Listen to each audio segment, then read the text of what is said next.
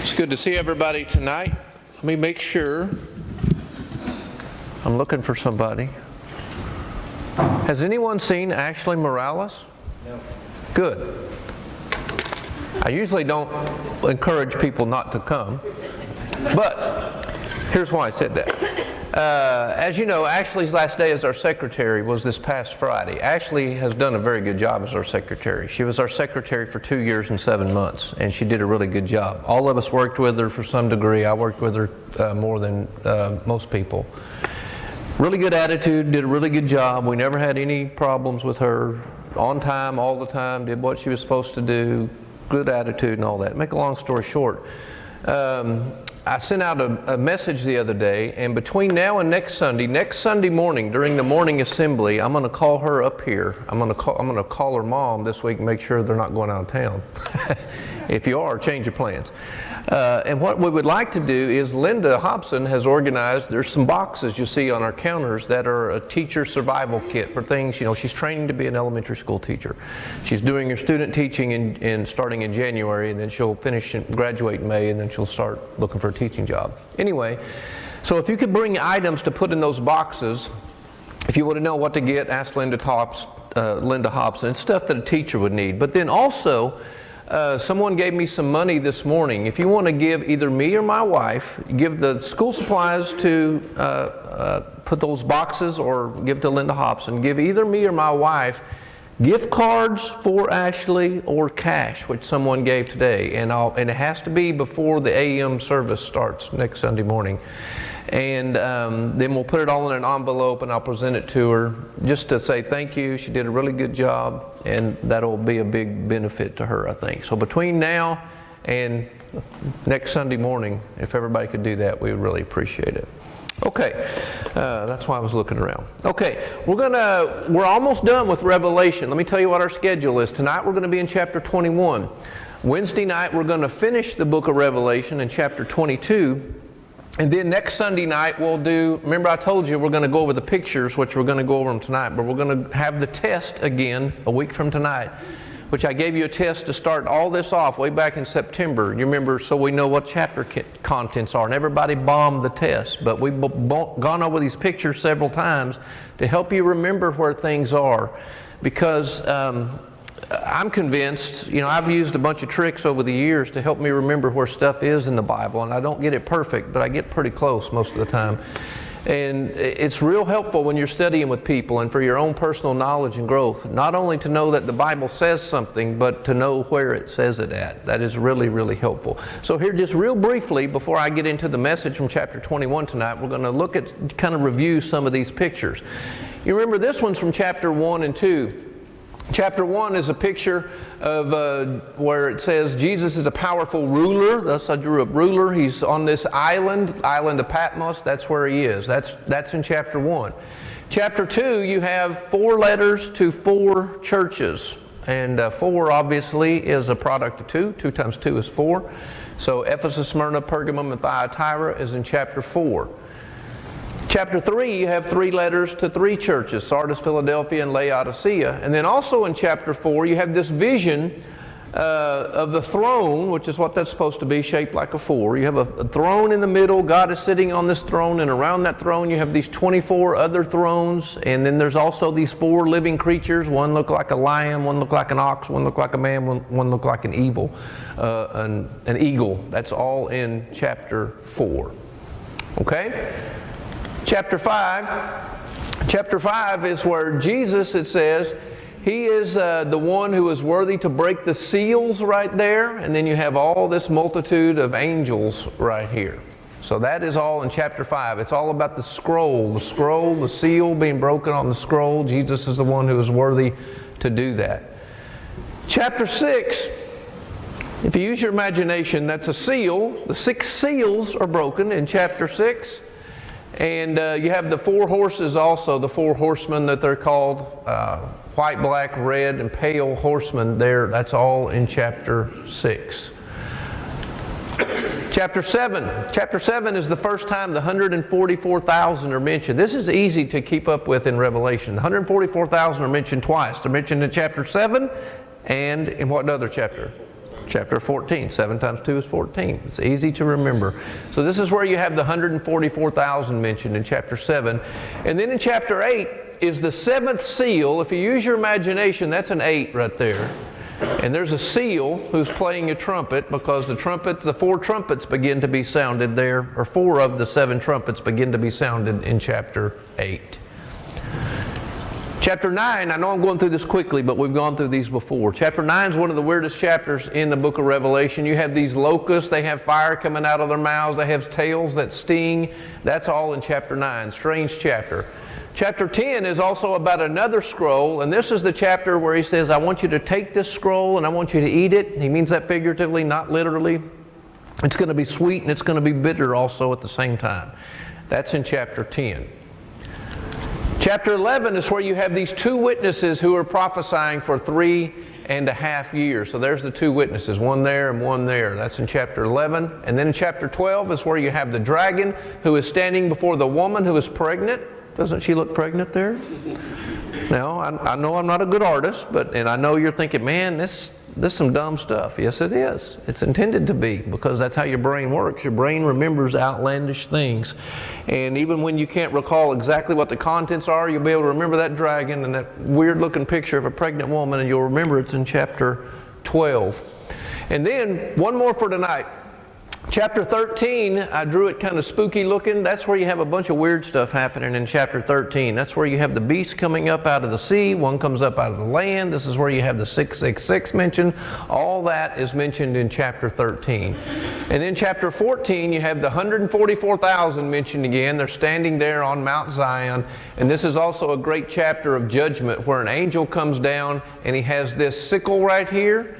And he begins reaping the clusters of the earth, and this is a judgment scene. So that is all in chapter 14. Okay, so let me ask a few people questions real quick. Linda Hobson, what chapter are 6 seals mentioned in? I was in the lady's Bible. Okay, Mike, can you help her out? No? Who can help her out? The 6 seals. That's in chapter 6. Remember, there's a picture of a seal that's curved there, and then there's also the 4 horsemen that are mentioned there in chapter 6. Okay, let me ask somebody else. Let me ask my wife. Okay, what chapter is, there's a throne room scene. There's a big throne in the middle, and there's 24 other thrones around it. Chapter 4. She got it right. Did you see the picture in your mind, even though it's a bad picture? Okay, what chapter... Patsy, the first time the 144,000 are mentioned is in what chapter? Chapter 7 is right. Lisa Wampler, in what chapter is, it mentions these locusts, and they have fire coming out of their mouths, they have tails that sting, and all that weird stuff. What chapter is that? I plead the 5th. Pardon me? I plead the 5th. You plead the 5th? Okay, who could help Lisa out? That is chapter 9. Okay. All right, and then on Wednesday night, we'll have the rest of these, chapter 15 going through chapter 21, and these are designed, hopefully, to help us remember what the contents of the book are. Well, turn in your Bibles to Revelation chapter 21. Revelation chapter 21. And this is a picture, a graphic, and of course, I don't know exactly what this is going to look like. This is an artist's rendition of what he thinks the scene that we're going to study about tonight is about. And chapter 21 is about the new heavens and the new earth. These are things in Revelation, obviously, that still have not yet happened, but they are going to happen. And so you have a picture of this new, it says the new heavens and new earth, and there's this new Jerusalem that descends down out of heaven from God to the earth. That's one artist's rendition of it. Here's another picture of what is described. You have streets of gold. You have this incredible city that is gigantic in size. We'll look at it specifically here in a minute, but and also it's thousands of stories high. This is so big, and I think the point is, it's not literal. The point is there is room for anybody and everybody who wants to be there. And so he describes it in these magnificent terms. And then here's another artist's rendition of it, this giant city with gold walls and gold buildings. I mean, they even paved the streets with gold there. I mean, this place is just absolutely incredible. And keep in mind, once again, I don't believe any of this is literal. Now, I'm not going to argue with God if when we get there the streets are actually made of gold. I mean, he can do whatever he wants to. But I don't think that's what John's point is. He is trying to make an incredible point that it is crazy, good, and unbelievable beyond even your wildest imaginations. I mean, you just think of how good a place would be where they even paved the streets with gold. And that's what is described in Revelation. So with all that in mind, let's begin reading in chapter 21. We're not going to read the whole chapter. I'm going to explain some of it, and I want you to ask questions and make comments, but I do want to read the first 8 verses. Then I saw a new heaven and a new earth. For the first heaven and the first earth had passed away, and the sea was no more. And I saw the holy city, the new Jerusalem, coming down out of heaven from God, prepared as a bride adorned for her husband. And I heard a loud voice from the throne saying, Behold, the dwelling place of God is with man, and he will dwell with them, and they will be his people, and God himself will be with them. He will wipe away every tear from their eyes. Death will be no more, neither shall there be mourning, crying, pain any more, for the former things have passed away. And he who was seated on the throne said, Behold, I am making all things new. And also he said, Write this down, for these words are trustworthy and true. And he said to me, It's done. I am the Alpha and the Omega, the beginning and the end. And to the thirsty I will give from the spring of the water of life without payment. The one who conquers will have this heritage, and I will be his God, and he'll be my son. But as for the cowardly, the faithless, the detestable, the murderers, the sexually immoral, the sorcerers, the idolaters, and all liars, their portion will be in the lake that burns with fire and sulfur, which is the second death. And you remember back in just the previous chapter, in chapter 20, verse 6 and verse 14, he talked about what the second death is, which is what? It's the lake of fire. It's eternal death. It's eternal separation from God, eternal punishment. That's what he described in chapter 20, verse 6 and in verse 14. I want to point out a couple of things, and I want y'all to feel free to make comments and feel free to ask questions or whatever you like. But I just want to point out a few things here maybe you haven't noticed before. In chapter 21, beginning in verse 1, he says, I saw a new heaven and a new earth, because the first heaven, which is what we experience now, and the first earth, which is what we experience now, had passed away, and the sea was no more. Let me ask you a question, and I'm not saying I know the answers to all this. I certainly don't. Why do you think he describes it as a new heaven and a new earth?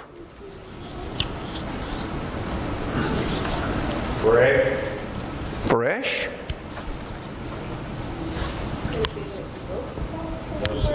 I'm sorry, Janie, I couldn't hear you. Could it be that it looks like the one that we're already on? Okay, Janie said, could it be that it looks like the one that we're already on? Okay, other ideas? Somebody else said so, Tyler? No sin. They have one another. I'm sorry, what time? No sin. No, there's no sin. There's no rule there. Yeah, notice it says in here also, and there was no more sea. The sea was no more, and I think what he means by that is, in ancient times, especially in this time, the sea, really this is in fairly recent times, the sea is a huge boundary. I mean, the Atlantic Ocean is huge. The Pacific Ocean is way bigger than that. It's gigantic.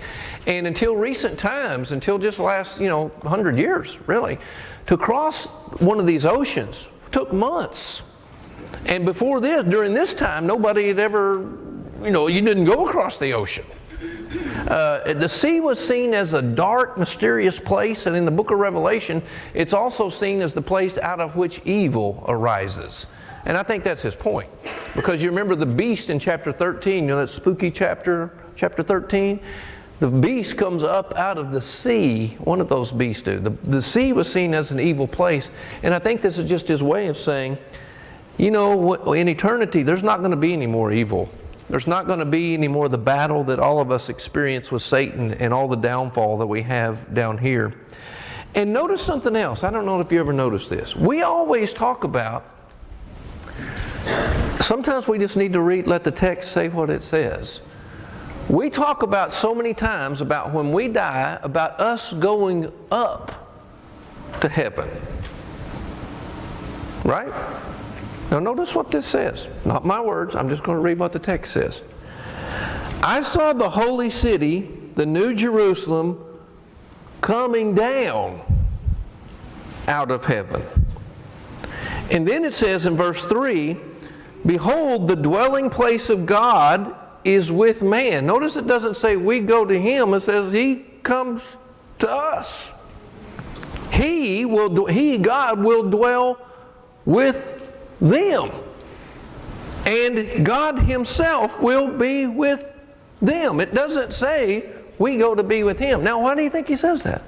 Why do you think he says it like that? I was going to ask that question. Okay, the first passage is what? It says here, there'll be no more, this new Jerusalem's coming down to us. Well, where are we? That's the question. I'm not arguing about it. But it says there'll be a new heaven and new earth. The old will pass away. Where are you coming down to? Okay, we'll hold that question. And David Pickering has a comment or a question. I think he's describing a new Garden of Eden. A new Garden of Eden? Okay. Actually, when you go read, David's right. As we talked about, Revelation gets its imagery from the Old Testament. And right here at the very end of the Bible, he is going back to the very first book of the Bible, where God created, you remember God created a perfect paradise for people, put people in there and told them to work it and keep it and cultivate the ground and so on and so forth. And of course they messed everything up, and we've continued messing everything up since then. But what you get, the idea that you get when you read Genesis, though it doesn't say this specifically, you get the idea from reading those conversations in Genesis 1, 2, and 3. You get the idea that God used to come down in some kind of way and used to kind of have fellowship with Adam and Eve and kind of take walks with them. Because when that fellowship was broken with sin, now you find Adam and Eve hiding, and God's questioning them, why are you hiding? Have you done anything wrong? And they're like, wait, What you see here is a return to that initial fellowship, is what I think he's trying to describe. You have a close situation. God, and this is what is so different about what the New Testament says God is like than any other religion says. God actually wants and desires to have close fellowship with us and to live with us forever. And that's what it says he's going to do. Dwell with us forever in close, permanent relationship. Then I love what verse 4 says. The former things have passed away. I'm going to show a graphic at the very end of this lesson, but what he's trying to get across is heaven is something and eternal life is something to look forward to. It's not going to be like anything here. See, we don't know, we don't even have a template for understanding what it's going to be like, because all we know is what things are like down here. And here's what things are like down here. People get sick. A bunch of people in this room right now are on medications. You get older.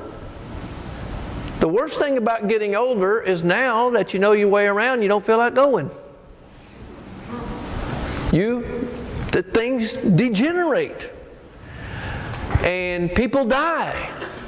And there's all kinds of separation that takes place here.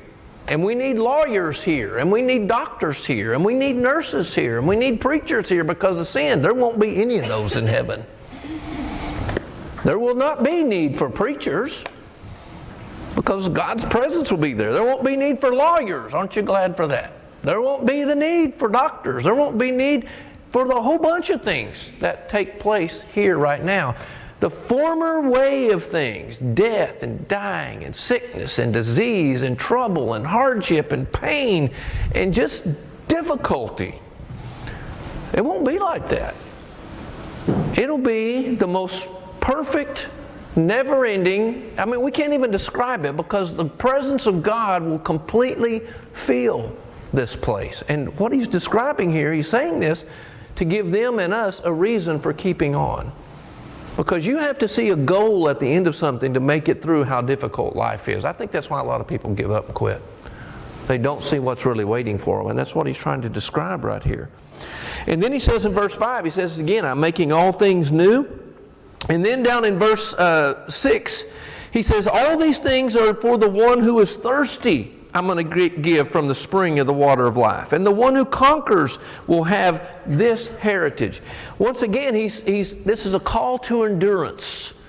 Keep on keeping on. Remain thirsty. Continue on all your whole life. To the one who conquers and overcomes, I'm going to give this. And then he says in verse 8, chapter 21, verse 8, he gives this list of the different people who won't be there, the cowardly and the faithless and detestable and all that. Notice in the midst of that he says, all liars. And here's why I think he said that. The great lie that was being perpetrated upon these first century Christians was that Caesar is Lord. And all you have to do is say Caesar is Lord and we won't kill you. But people who compromised their faith then and now, we just compromise in different ways. Those liars who don't exalt Jesus as Lord, their place will not be in this heavenly city, this great new Jerusalem. So what questions or comments does anybody have about these first 8 verses? I have a question. Yes, ma'am. Okay, you know where you said that God is going to come to us? Mm-hmm. What about in 1 Thessalonians, where it says... We go up. You're right.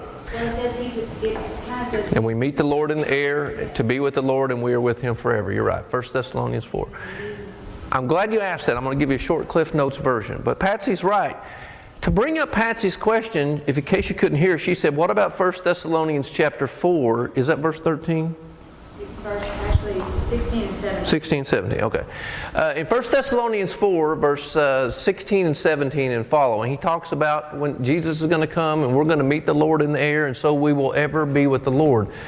Well, here you have a passage that says we don't go up, He comes down.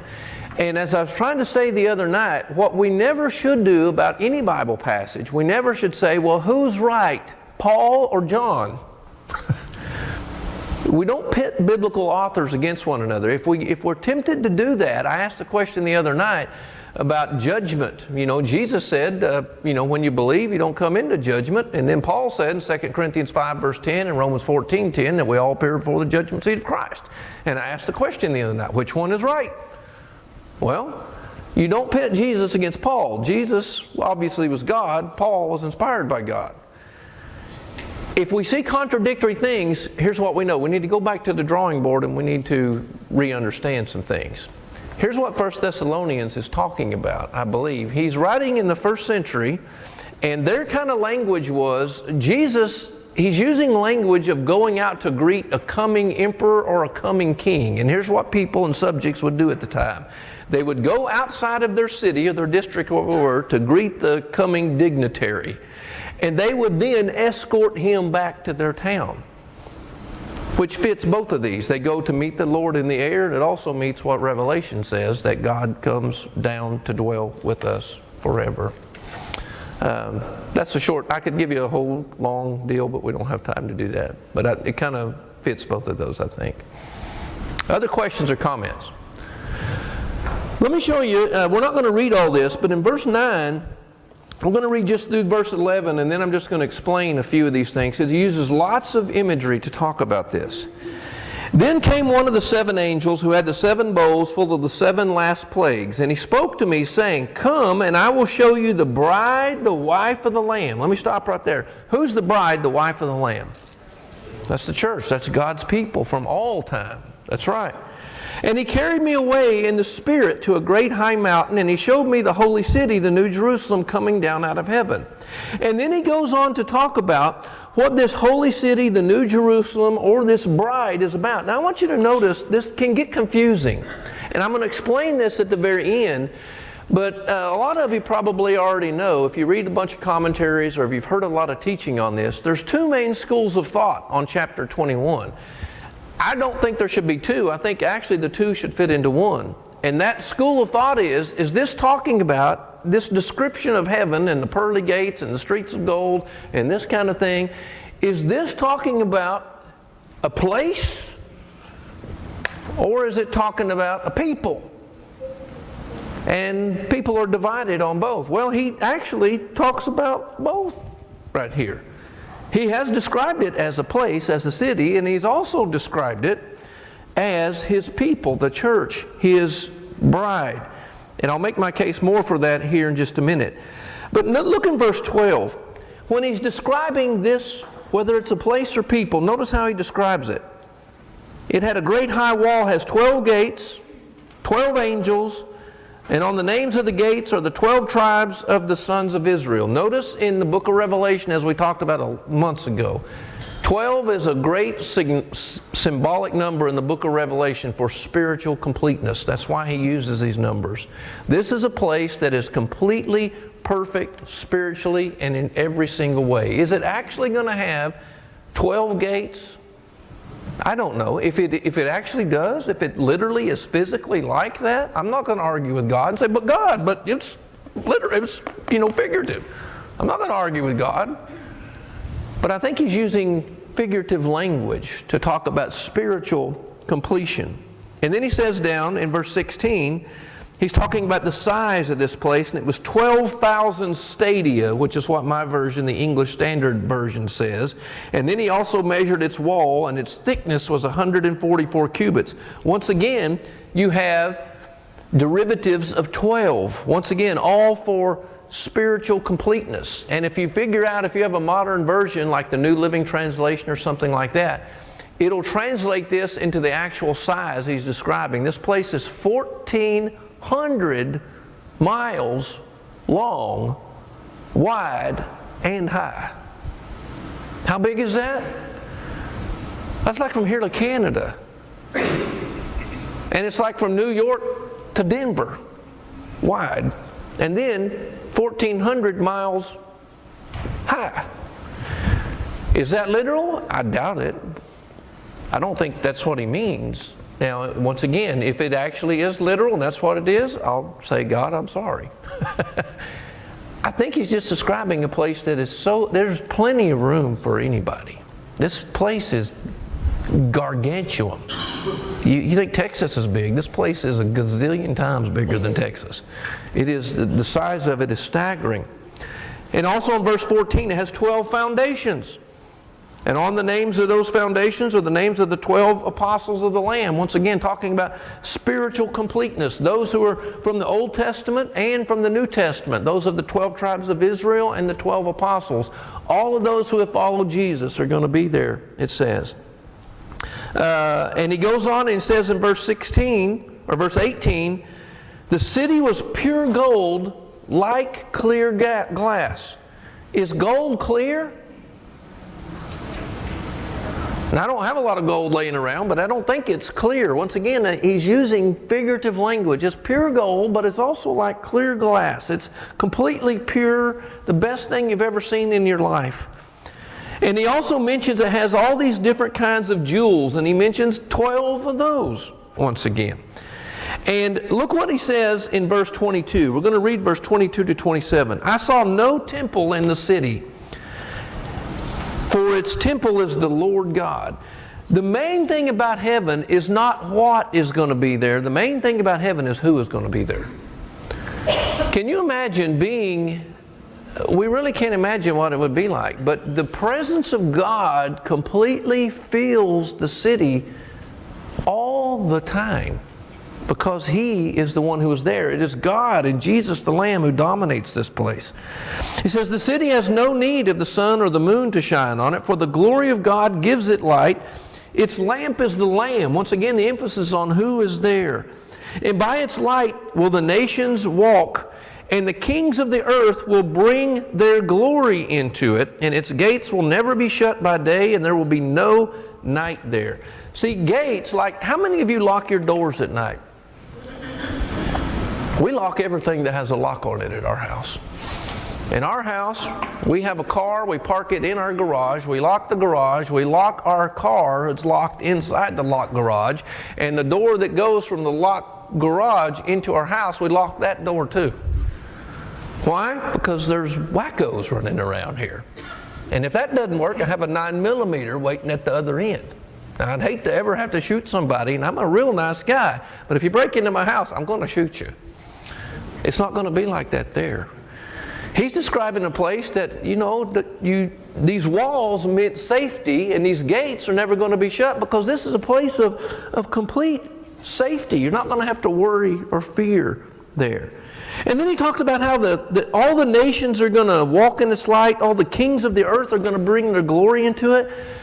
One of the things that's such a drag about living on earth is that you know how people have a hard time getting along with each other.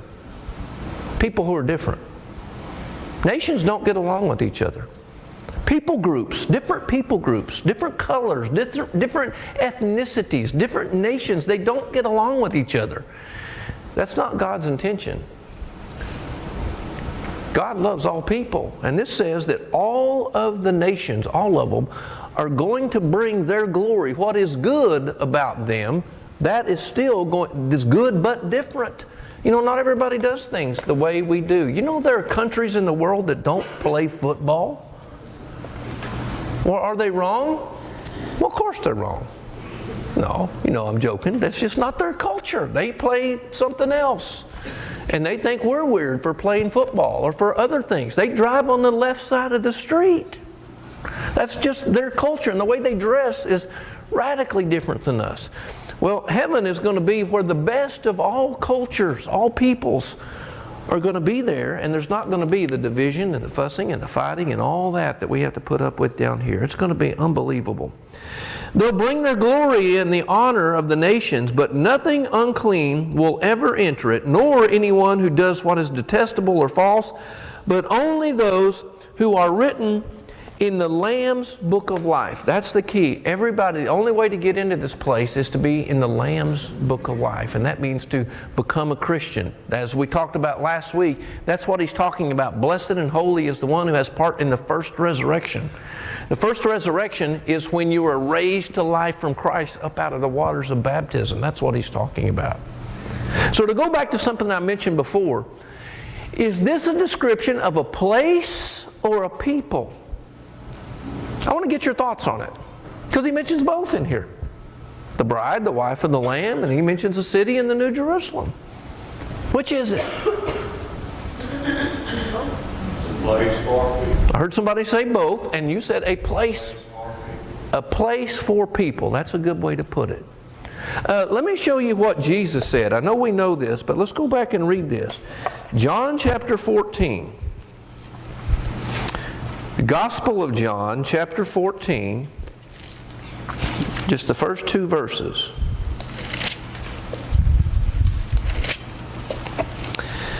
Let not your hearts be troubled. Believe in God, believe also in me. In my Father's house are many rooms. If it were not so, I would have told you. I am going to prepare a place for you. He says heaven is a place, and I'm going to prepare it for you. It's a place, like Mike said, a place for people. So I think what he's describing, I think he is describing both. He's describing a place. Heaven is an actual place. That's what he said. It's a place. It's not a concept. It's not an idea. It's not a state of mind. A lot of people say that. No. Heaven is actually an actual place. And he has been preparing it for us for 2,000 years, which describes, how crazy good it's going to be. Remember, Jesus was a carpenter. Plus, he's God. It's going to be... We can't even describe how good it's going to be. Can you imagine never having any problems? Ever? Can you imagine never hurting? Can you imagine, do you remember, some of you who are older, do you remember what you felt like, what your body felt like when you were 20? Nancy, did you like that? Yeah. Just you're ready to go all the time, and you could go all the time, and you didn't hurt, and you were strong, and you could, if you're a runner or whatever, you could run. If you were a swimmer, you could swim. You didn't have any problem sleeping. I used to be able to drink, I used to drink coffee all the time. I could drink a pot of coffee right before I went to bed and go right to bed. That doesn't happen now. I don't do caffeine after about 2 o'clock in the afternoon. If not, you know what'll happen, right, Buck? You're up all night. Things change as you get older. Some of you have had knee surgeries and all that, and you've had multiple surgeries, and we have this and we have that. It's not going to be like that there. This place is going to be crazy good beyond our wildest imaginations, and it's real. He says several times, the words I'm telling you are true. This is God saying, hey, this is not a fairy tale. This sounds like a fairy tale, doesn't it? And Corinthians tells us, 1 Corinthians, that we have never seen what it's been like. That's right. God's not seen it, ears not heard it. That's right. That verse Amy's quoting is 1 Corinthians 2, verse 9. Eye has not seen, ear has not heard, neither has entered into the heart of man what God has prepared for those who love Him. It's unbelievable what it's going to be like. So it is actually a place. That's why He calls it the New Jerusalem. But it's also a people. I think He's also describing how God looks at and what His people are going to be like one day. He describes it in these perfect terms. He's also describing His people. I mentioned in the sermon this morning, how does God look at you right now? Even though all of us are flawed people, even though we've been baptized, we're still flawed people. We still struggle with sin, which is exactly what Paul said in Romans chapter 7. And then starting in chapter 8, verse 1, he says, there is now for no condemnation for those who are in Christ Jesus. You have to be in Christ Jesus. You have to be in the Lamb's book of life. So he's talking about how God views His people. He's talking about how God views His church as well. He looks on His people. That's perfect. And that's a lot of what this language is. For me, I have a tendency to think since he's mentioned city, he's describing the place, heaven itself. And I think he is talking about that. But I think he's also talking about how he sees his people, the church, his bride, which he also mentions here. So I don't think it's either or. I think he's talking about both. The place God has prepared for His people. Now, one other thing I want to point out. This is interesting. There's two Greek words up there. Both of those words, the one on the left right there is a Greek word kainos. That's a kappa, alpha, iota. That V is an N in Greek, and that's an O, and that's an S, a sigma at the end. And that's an N, and that's an epsilon, which is the E, O, and S. So you got kainos and neos. Both of those words mean new, N-E-W in Greek. But they mean different things. Greek is a real specific language. Like we have a word for new, N-E-W, just means new. Well, this word, they broke it down. One word means one thing, one means another. This word right here, neos, means brand spanking new. It has never been there before. Like you're going to have a new baby. You've never had this baby before. Brand new to the world. That's what the word neos means. These verses right here, I saw a new heaven and a new earth. The holy city, the new Jerusalem coming down. I am making everything new. All those verses that are listed in chapter 21 are not brand new. They are this word, kainos, every time. And what that word means is it has been renewed. It has been remodeled. Like if you say, hey, come over and look at my new kitchen.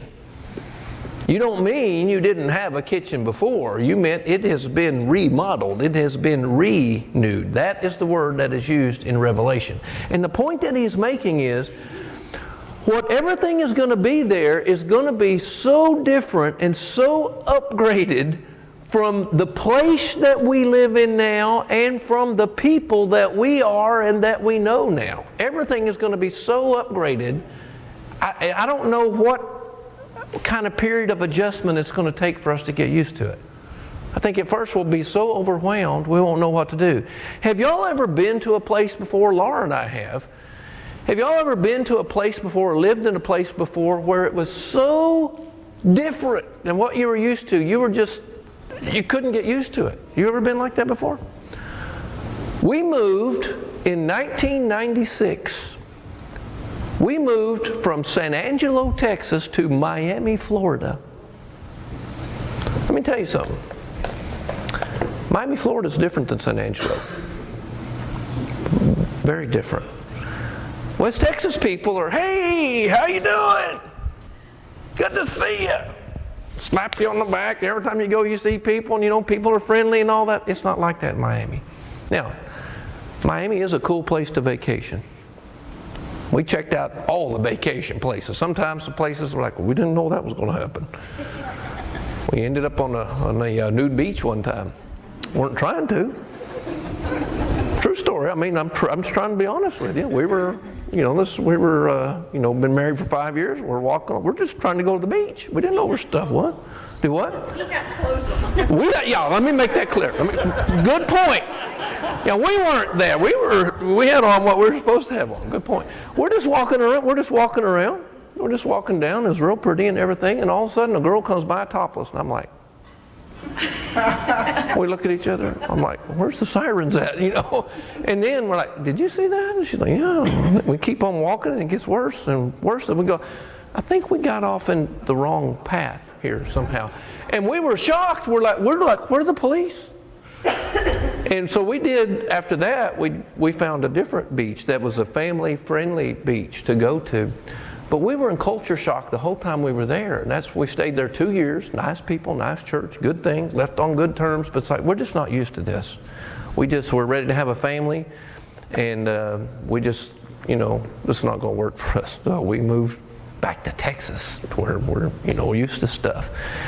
I don't know what the transition is going to be like when we get to heaven, but it's going to be so different. When he says, I'm making everything new, the experience is going to be so upgraded and so remodeled and so better than anything we've ever had before. The place itself, not only the place, but the people, us. Can you imagine? How cool would this be? Or not would it be? It will be like this. Where you never have a bad thought? Wouldn't you like that? Where you never struggle with sin and feel guilty about it? Like Paul described in Romans chapter 7. We all know what that's like. How would you like it to be? I actually can now do consistently all the time what I want to do and intend to do, and I now do that consistently all the time. This is what heaven is going to be like. There's no fussing, there's no fighting, there's no animosity between people, there's no wars, there's no sickness, there's no death, there's no dying. How about this? Your loved ones, some of you have loved ones right now who have already died. You're going to get to see them. Won't that be neat? How about this? You get to sit down and talk to Abraham. Can you imagine having a conversation with Abraham? You get to talk to Adam. Was that an apple or was that something else? You get to talk to Jesus. Paul? I'm going to have some questions for Paul about some of the stuff he wrote. Because I just don't understand some of it. Some of it I do, but some of it I don't. Can you imagine this? And this is going on forever. And this is real. It almost sounds like this is fairy tale stuff that we read in the book. No, this is not fairy tale stuff. He said this several times here in chapter 21. No, these are true words of God. This is real stuff. This is going to happen. And the reason he's saying that, and the reason I'm stressing it here for us is because this is meant and designed to keep us from getting discouraged. Because life gets discouraging down here, doesn't it?